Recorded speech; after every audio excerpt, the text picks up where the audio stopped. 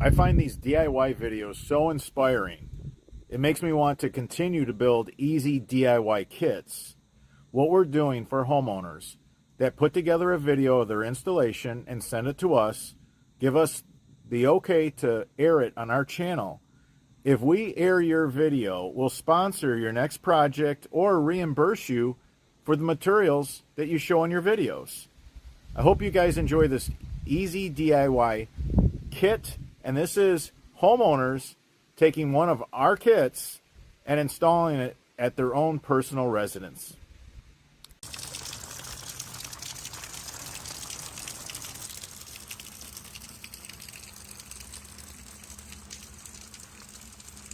If you own a home with a basement, you have one job when it rains, and that's to get the water away from your house. Gutters are your first line of defense. They collect the water from the roof and bring it to the downspouts, which bring the water down to the ground. From there, if you don't want that water to seep into your foundation or flood your basement, you need to get it away from your home.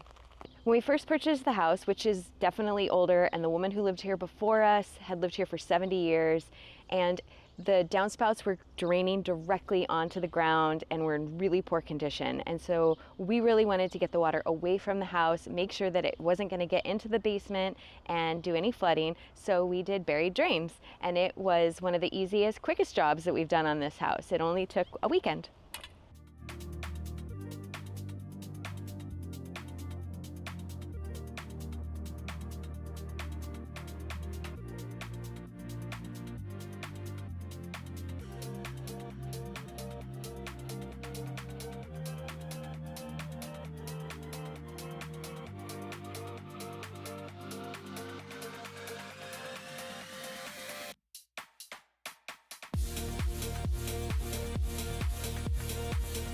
One of the things which worked to our advantage is the slope of our yard. The house is about 3 feet higher than the back corner of our yard. So the first thing we did was to plan the path of our drains. We have 2 downspouts, which each went into their own line. Then we brought those 2 lines together before running a single line to the end, which was about 50 feet away from our house. Once we had the path to our drains, we got digging. We used 3-inch tubing, so we dug trenches about 6 inches deep. This drain is all running through our yard, so we won't be doing anything aggressive like driving a car over it, and we don't have plans to put any structures over the pipe. We didn't use any specific tools. In the area we knew we were going to landscape, we just dug our ditch with a shovel.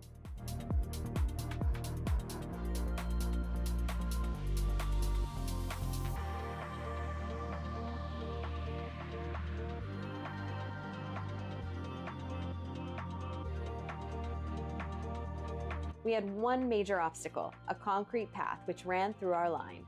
We dug from both sides and then passed the pipe through once the opening was wide enough. For the section, which was going to be grassy, we used an edge cutter to cut the trench line and then to get under the grass and pull it up in sections. This way, we would be able to replace the grass on top once we installed the pipe. For the dirt, we didn't pile it in the yard. We used cardboard boxes we had left over from moving. We just cut them open and piled the dirt onto the surface. Once the trenches were done, it was time to install the pipes.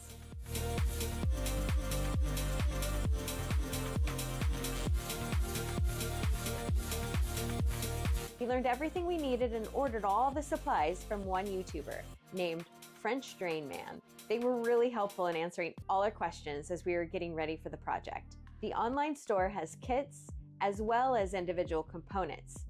We ended up using a combination of kit and individual pieces, given that we were combining 2 downspouts into one pipe.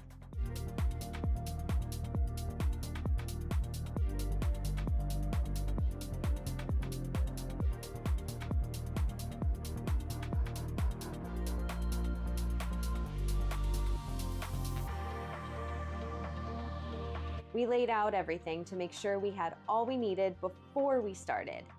Then we placed the pipe in our trenches.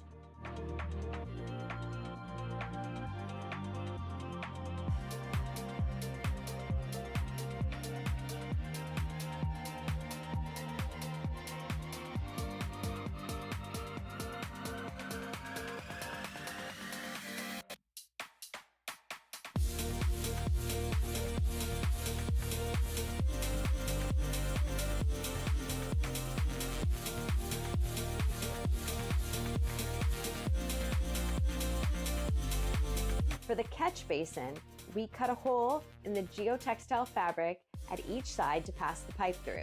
We connected each pipe end to the catch basin and then filled the space below with pea gravel to help drainage from the bottom of the basin. The catch basin came pre-drilled, so we just had to install it.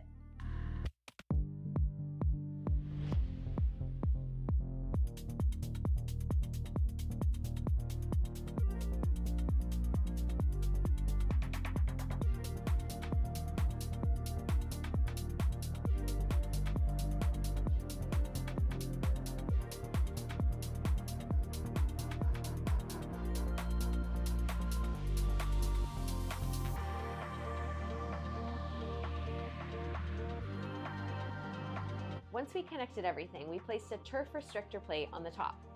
Some people like the smaller plates, but its purpose is to keep the turf from covering the catch basin, so it really needs to be big enough that the grass can't grow over it. After we wrapped the catch basin with fabric, we then taped each of the junctions between the pipe and joints to make sure we don't get any leaks or roots growing through our pipe system. The pipe closest to the house is solid, and the last 25 feet is knife cut. This lets the bulk water drain in a storm, and then the knife cut pipe acts as a leach line for any water remaining. Once we put the system in the ground and taped all the junctions, we got to burying the pipes. From the downspout leaf filter all the way back to the pop out, we took the soil we dug out and covered the pipes. The boxes for the soil came in really handy, as we were able to put all the soil back in the trench before placing the grass cutouts on top.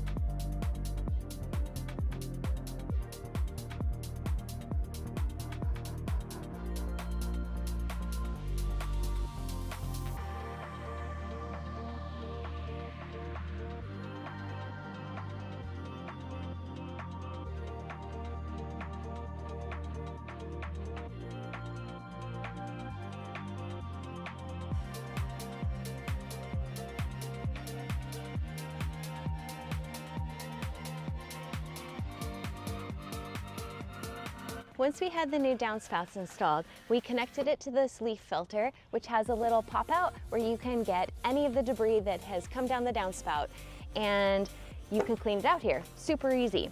And then it's connected to this 3-inch pipe that goes under the ground. They both do, and they come together right about here with a Y junction. And then they can continue straight to this catch basin. This catch basin collects any other debris that didn't get caught in the leaf filter, such as rocks and asphalt from our shingled tiles.